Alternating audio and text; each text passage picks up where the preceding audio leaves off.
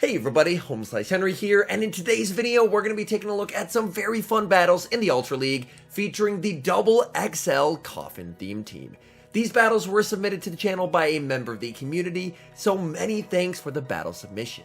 The team features XL Obstagoon and XL RUNERIGUS together on the same team. This trainer pairs them up with a Virizion on the lead and is able to have some very nice success. So without further ado, let's hop into the matches and check out the Double Coffin theme team in action in the Ultra League.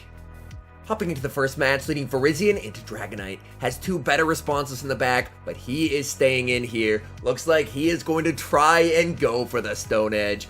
Does the opponent respect the damage? They do not, nearly one-shotting, and an immediate switch into Obstagoon to absorb the energy. Obstagoon tanks the Dragon Claw and is able to farm down. We'll have to see what the opponent has in the back. They have Escavalier, so they are incredibly weak to the Coffins in the back.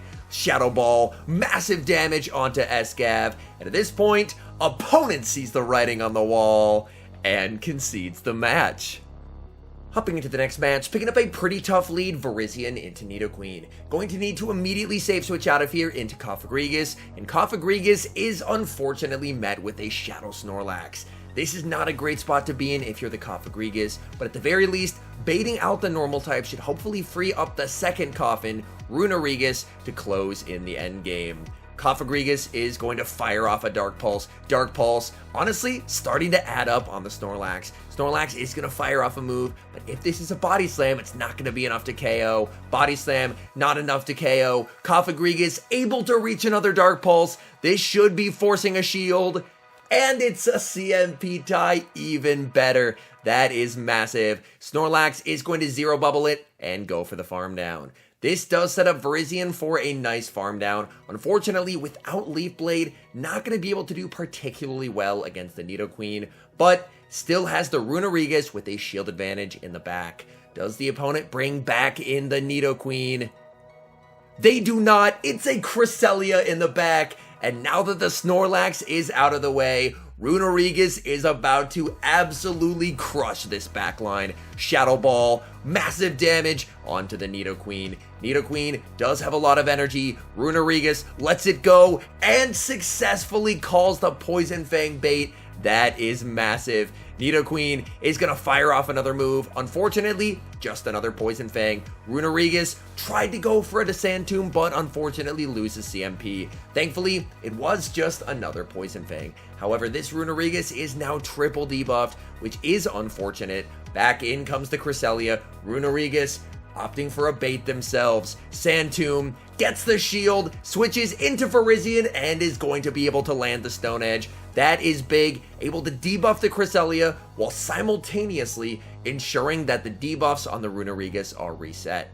At this point, Virizion has done its job. You can just let the Virizion get taken out. Virizion able to tank a Moonblast, reach a last-second Sacred Sword, and from here, RUNERIGUS will be able to close out this game because now that it's non-debuffed, a Grass Knot is not enough to KO the RUNERIGUS, and that is a good game.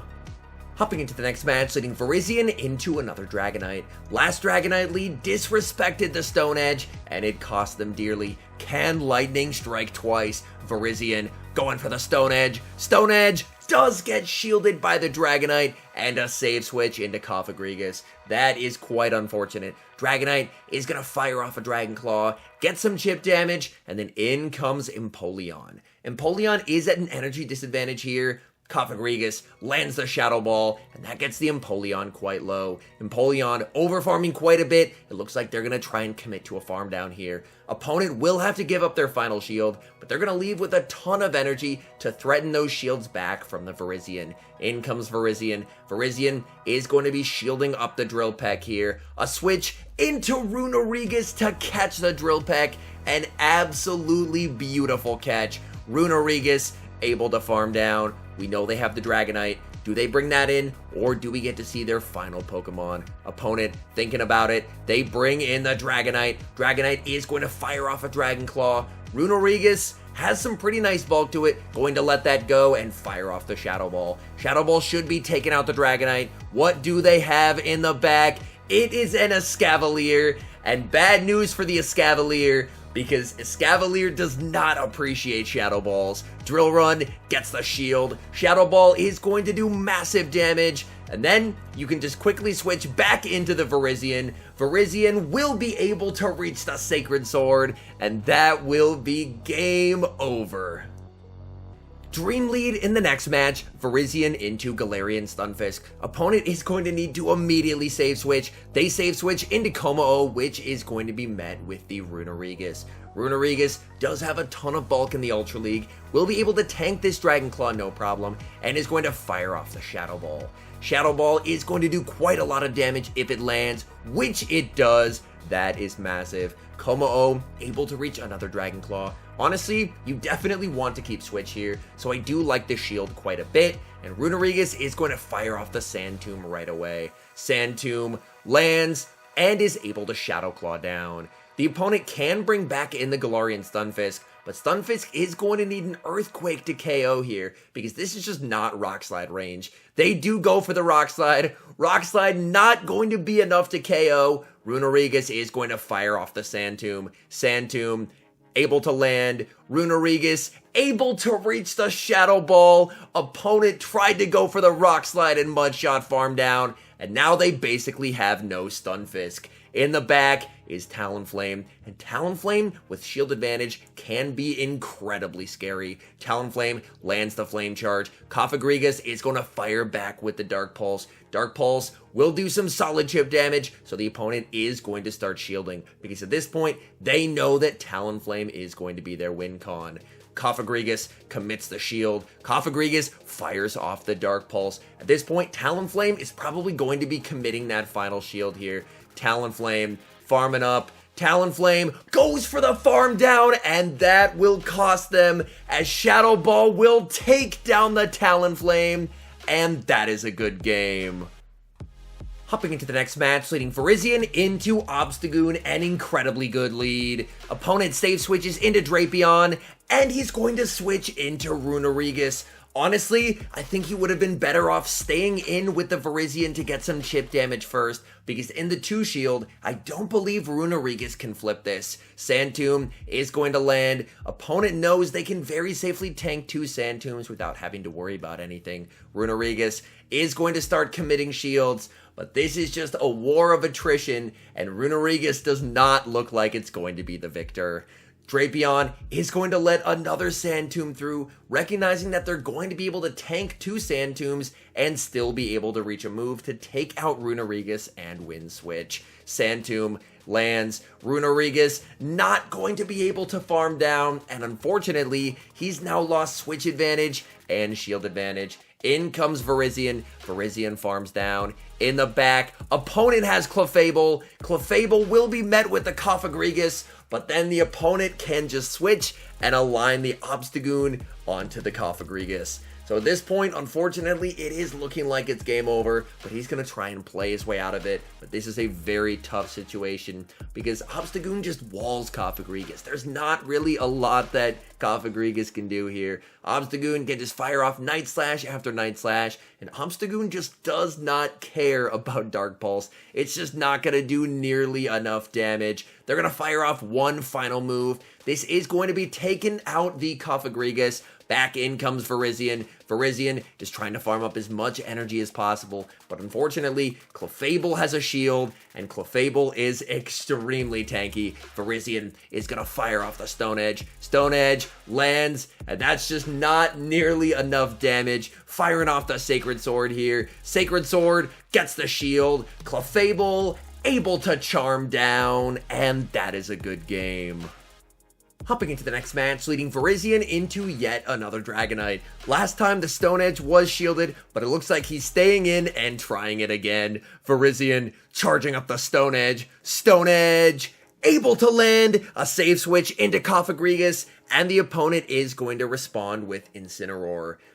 Good news, baited out the dark type. The bad news is that this is a miserable matchup for Cofagrigus. Cofagrigus is going to fire off the Dark Pulse. Dark Pulse just does absolutely no damage to Incineroar. Incineroar looks like they're going to be committing to the farm down here. Cofagrigus fires off the Shadow Ball. Shadow Ball does get a shield, but Incineroar is able to farm down, and they leave with a ton of loaded energy.